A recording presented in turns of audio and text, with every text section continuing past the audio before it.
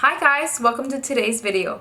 My name is Andrea Henrich and this is Homeschooling with the Henriches. If you're new and you have not watched my videos before, I am a homeschool mom of 4 and I love sharing all things homeschooling, hacks we've learned along the way, and homemaking content. Today I'm so excited to share with you our preschool year. So we're just finishing up our preschool year in the next week or so, and boy has it been so much fun. I have loved playing with my child. It has been so much fun, and the most important thing for the preschool years is feeling that love of learning. So without further ado, let's get started.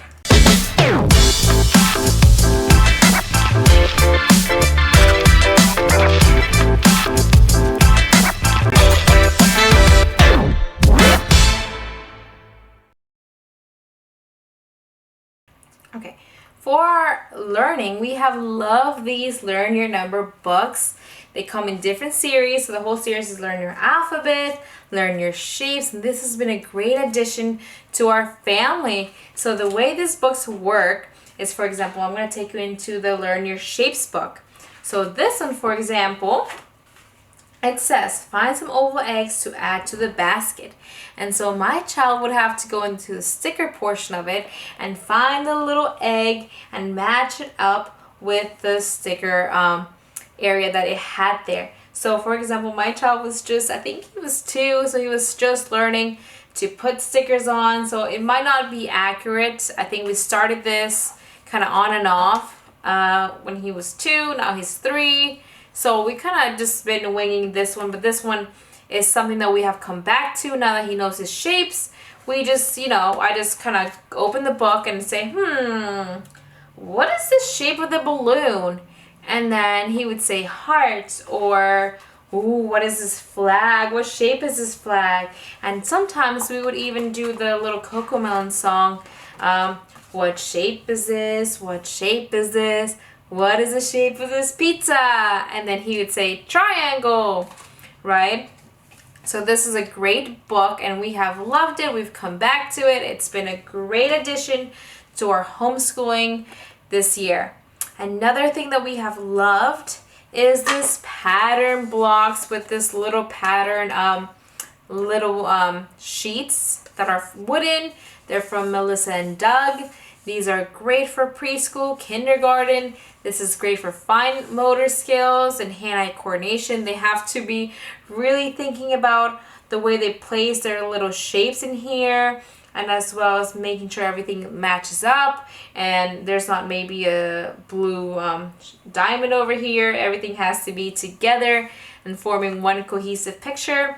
So this has been great. All my kids have loved it, specifically the Melissa and Doug one, because it's wooden. It has lasted our family a ton. I have 4 kids and all 4 kids love their pattern blocks. And they love doing this. My older kids love to do it when I bring it out for the littles. This is great and all my family loves it. Another thing that I think it's a staple in every single preschool and elementary learning is Unifix blocks. There's so much you can do with Unifix blocks. You can add with them, you can subtract with them. In our preschool, we do not do any of that, but we have done patterns, we have done matching. I have maybe told my child, hey, can you get me 5 blue Unifix blocks? Or maybe make me a tower that is a brown tower that has 10 blocks in it. So it's another way of tying in those concepts, but in doing it in a hands-on way. You can do color sorting. There's endless possibilities with Unifix blocks, and they're so versatile with what you can do with them. So that is a great addition to our homeschool learning. Another thing that we love are these domino blocks, and let me show you a little bit better. I think they got a little crazy there. But these are my first dominoes, and it's not really numbers that they're matching, but really these little cute animals that they're matching. And this one is a game that all my kids can play, from my little toddler to my 6-year-old. They all love playing this little new version of dominoes, and this has been great. This is great for the fact that they get to match the picture.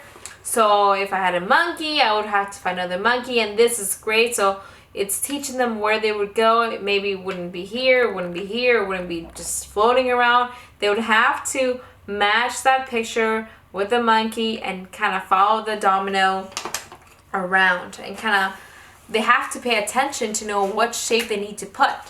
So that is a great addition.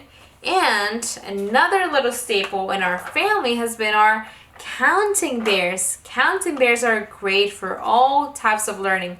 At the beginning, we take out the cups, we do color sorting with our counting bears. First, with my toddlers, we do it with just by hand, no tongs.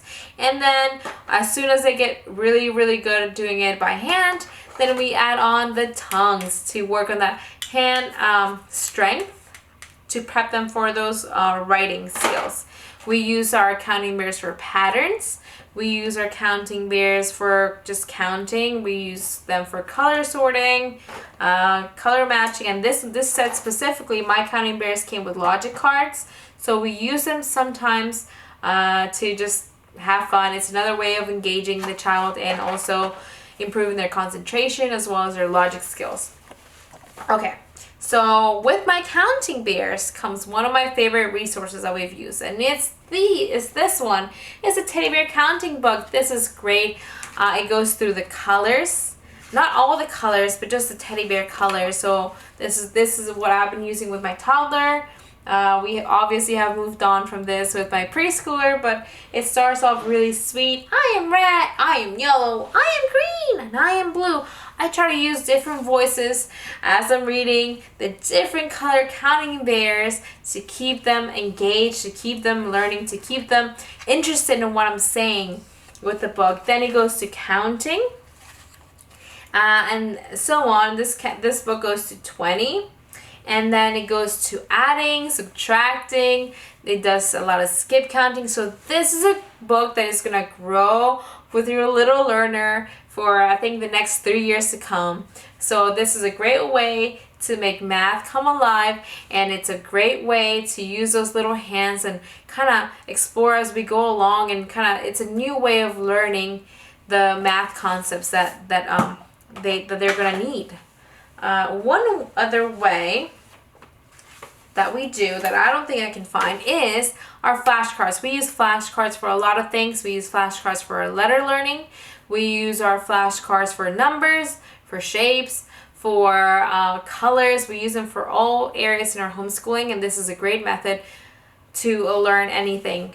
For my math, I definitely need them for not only do I care that they know how to count till 20, 10, or whatever they're counting to, but I need them to know the actual numeric symbol of that number. So what I try to do is I put the flashcards in order first, starting by 0. So we go 0, 1, 2, 3, 4, 5, and so on. And then once the child can do that on its own in order, we kind of mix them up and then we go again. And it's testing them if they can find the symbol with the matching number. So, and this is great. We use our counting bears with them. Maybe we'll pull out number 2 and say, can you get me 2 teddy bears? And so the child will bring teddy bears. We use that with our flashcards. And another thing, this is the last thing, this is my favorite thing that we have used in our homeschool for math learning. It is our Coquito book, and I am from Colombia, so this is a staple in every single preschool, I like to think. Maybe it was just mine, but this brings memories back to me, and this is a great book. This is a very simple book, and it has been so loved that it has come out of his pocket. And this book has a lot of cutting, it has a lot of reasoning, and because I want to introduce Spanish to my children, the way that I use this book is that I read the directions in Spanish and then I read them in English. So for example, this page, I would say, ¿Qué niño va primero en la carrera? Enciérralo. ¿Qué niño va de último? Márcalo. So first they had to do the sequence. So the way this page worked is that they cut and they glued. So first they would start the race and they're racing and then he would win, right? So for the directions that it said specifically, we wanted to know which child was in first place, and we had to circle it, and then the one in last place, we had to cross it out. So my child actually thought we had to circle it at the last place one. So, but then we corrected that, and then we crossed him out just like the directions said. I do directions, like I said, in Spanish first, and then I translated it in English as we're doing the activities. This one has a lot of circling. It's a lot of logic. It's all about reasoning. It's about finding the shape that's missing. This one was a little challenging, but you know, he had to think a lot about which shape went where rather than just matching by color. This one was a little challenging. So this has been a great addition. We did finish it. This is the last page, and this is about how many apples there was in total. So there were 3 apples on the tree and 2 apples on the ground. How many apples are in total? So then we counted. What I do for my children is that I trace the number, and then I have them write the number on top of what I trace. Then our instructions said to color the child that was on top, and that's just exactly what my child did. So this is a great book. It is great. I just love it. I did it when I was a little kid, and I loved it, and I thought it was really fun. It was really engaging. It's colorful, and it's just really fun for the child. So this is a great recommendation. We can get this on Amazon. I got this from Colombia, but I have found it in Amazon, and I picked up a second set for my toddler when she turns 3. I think I'm planning to do this again with her. And yeah, so that was for math. Let's move on to our language arts. So for language arts, like I said, I do love flashcards. I have been doing letter flashcards, and they're a little bit out of order. But I do this one specific, this specific set is from Becca, but you can just use flashcards and use a black marker or a blue marker and just do lowercase letters. And we flash these. My child doesn't have to know them, but we just, you know, if I help with the sounds like G, and then he would say G, I, J, K, and so on and so on. And this helps with 2 things. 1, to recognize your letter sounds. This helps for them whenever they're starting to learn to read or choose 2 letter reads like ba, be, bi, bo, ba. And then later on when you're doing your CVC. So this helps them get a little bit of a head start with reading, but I also use it for their pronunciation. So my child struggled a little bit, and he still does struggle with pronouncing certain words, or maybe getting his point across. He knows the words, he just, you know, he just can't find the words to put together to make a whole sentence. So sometimes what would happen is that it would be very mumble. He'd be like, milk, for milk, but then, you know, we've been working on the just like regular flashcards with pictures on them of different items, milk. But this has really helped them be able to pronounce those sounds: milk, milk, or glass, or cup, or whatever it is that it was. I have noticed a big difference in his speech, and it has helped so much. One thing my child does love is puzzles, and we love puzzles in our house. So we picked up this Lakeshore puzzle, and it comes from A to Z, and they're all like this. This is brand new because we have not gotten to letter Q.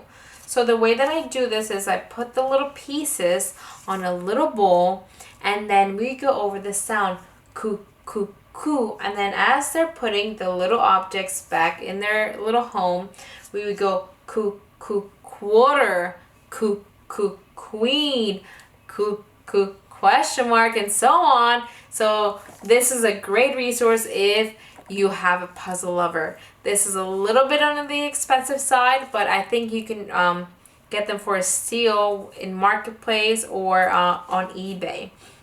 So that is great. That is, oh, just kidding. So for our language, we also do use our wiki sticks. This one we don't use every day. A lot of these resources we kind of alternate. We kind of see what kind of day it is. Some days we do just our flashcards. Some days we'll do our puzzles in our flashcards. Some days we'll just do our wiki sticks, right? So it's kind of having all these resources and rotating them as needed. Is different ways of them being able to learn the same thing, but just kind of having the different flavors, right? So this is a wiki stick. So this one has and it goes through uppercase and lowercase. This one we don't really use that much yet. And I think the reason why is because it has both uppercase and lowercase in the same page. And I think that gets a little confusing at this stage when we're only doing our lowercase letters. But that's all right. And we still use it. We still love it. And next, what we do, we love these little things. These are little acorns. And they have little objects in there that go with the acorn. So this one's, for example, is a G. It has uppercase on the actual acorn itself, and then on the top it has a lowercase. So they would have to match the uppercase and the lowercase. And then this little object is a grasshopper. So grasshopper, and then it would go in there. I only use, because there's 26 acorns, we don't use the 26. That would be way too overwhelming for one. So we just pick 5 or maybe 6, 7, 8. No more than 8. It gets very overwhelming, I think, the more that you add. So start small, maybe start with 2 or 3 and then build your way up. Either way, I would not put 26 of them all out at once. I think that is just too much, but it's up to you. You know your child best. For my children, that's what works, is just pulling out a handful of these, maybe not even in order, just pull out, the first 5 that I have in my drawer, and then just having them do that. So now for logic and color and all the rest of the things that we do, we have little books. We have little maze books. We love mazes. I was personally a little worried about this book per se, because it does say it's for ages 4 to 6. My child's 3, so I was a little skeptical, but after trying on the first maze, I knew he was gonna do fine, and he's been great. We're halfway through this. He loves mazes, and it helps him with just, having able to keep that track on whenever he is going through the maze. And also it's about that logic. It's about, if one is closed and, you gotta go back or go a different way, right? So this is great. This is a great learning book. Another thing that we have loved is this tape book. And this one specifically is from Target. And this one, what they do is they put the little tape. This one, for example, was green. My child wanted to do green. Sometimes I have children that do just purple or whatever is their favorite color, and they would just tape it. So this was working on their fine motor skills and their visual hand-eye coordination. So this is great. We love this. Along with this, another resource that we love is our stamps. We love stamps. I picked up this alphabet stamp set from Melissa and Doug, and sometimes as the child was learning to maybe read, we would do cat. What's the first sound for cat? And it will be k, k, k, k. So we would go in here and find the k, and then the a, and then the t, right? I don't introduce, one thing that I don't do in my preschool years, I don't introduce letter names at the preschool age. I don't do it because it's confusing, and I did it with my first child, and what had happened with her was that when she started learning, she would mix up the E, especially our vowels, and she would keep saying either the long sound and the short sound, and she would flip them. So it would be like Kate for cat, and she would just get frustrated with that. So with my subsequent children, I just omitted that and just said, you know what, they'll learn the letter names after we're starting to learn to read and after we're getting a little bit more comfortable with our reading. and it has worked great. I have now 2 kids that have learned to read, and now they do know their letter sounds. It's not something that is really hard to learn. It's something that is natural, that it comes with them, and it's easy for them to do after they know how to read. So I don't worry too much about that. One other book that we have loved to do is our Teito. And this is again another Colombian little gem that I found. I did not do this book, but this is about handicrafts. So this book goes, and I think it's about tracing handicrafts, about introducing a lot of things. So, you know, this one was about lines, so the child had to do straight lines, and then we got to glue the cotton balls. This one is about horizontal and vertical lines, and then we cut and glued yarn, little balls, painting. We did glitter here, and then it went to number tracing right here. The instructions do say to just do the little crepe balls around, but I figured out real quick that it got very thick, the book. So what we did in that case was that I had my child cut out little strips of paper and keep cutting them into little rectangles, and then we glue them to make the number. Or another way that we did this was we counted the stickers, and we had, if this was number 8, so we had 8 little stars in that slot. And then this book went through shapes, coloring, about what number comes before. And this one has been my son's favorite thing. He got to glue some buttons, as well as color the windows blue and the car red. This has been great. This is a great resource for handwriting and just getting those little fine motors. And it's something fun. It's something simple. It's not drilling. And it's just great. One thing that I did, and I forgot to mention this, the colors. So I picked up these octopuses from the Target dollar store last year, and the way that I use these is that I printed out, I made little ovals in Word that match the colors of these octopuses, and I would have them first match them with the colors that I have on my page, and then I would scatter them, and then I would have them put them in reverse order, and then I would have them stack them back again in the correct order. And then we go over the colors, and this is the way that my kids learn their colors, is through the octopus, the rainbow octopus, as my kids say it. So this is great. Last but not least is this shelf work. I picked this up from Andrea and I, and I printed this out. I've used this now with 2 of my kids. This goes from babies till about I want to say the preschool kindergarten age, and it goes through different things. Let me show you inside. Little activities, for example, this one I think is a fine motor skills is this section, and it gives you little ideas of what to do. I don't have a shelf, but I do have, if you can see, my rolling cart in the behind me.